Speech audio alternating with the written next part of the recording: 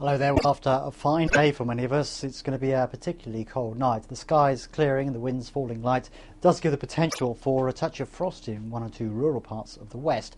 It won't be so cold further east, but here we'll have more cloud and some showers too. But let's start the detail at 8 o'clock this evening across western England and Wales, where the skies will continue to clear with light winds, temperatures tumbling away hour by hour. For Northern Ireland there is a lot of cloud out there still, but that's fairly tenuous stuff, and I think that cloud will tend to disperse as we go into the night.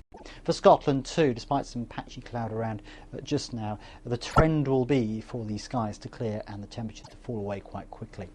To the west of the Pennines, I think we'll see some clear spells. Further east, so the cloud proving rather more persistent. Some showers drape down the eastern coast right the way through the night on a brisk north or northwesterly wind, which has been with us all day long, hasn't it?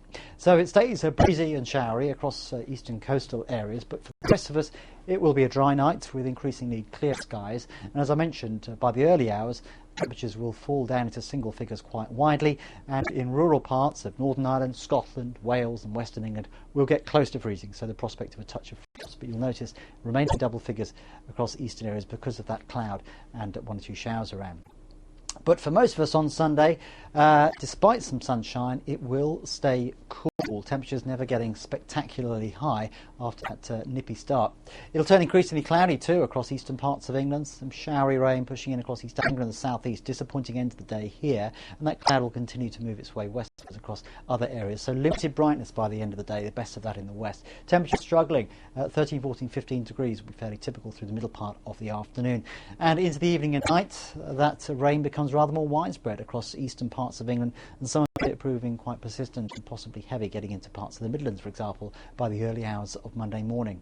Again, under the clearest of the skies, the temperatures will be lowest across the more western parts of the UK first thing on Monday morning. Monday looks like a cloudier day generally, with some patchy rain there or thereabouts, and it sets the scene for a fairly unsettled week to come with periods of rain for just about all of us. More details for your region for the next few days can be found on the red button, of course, page 401, or alternatively by going online.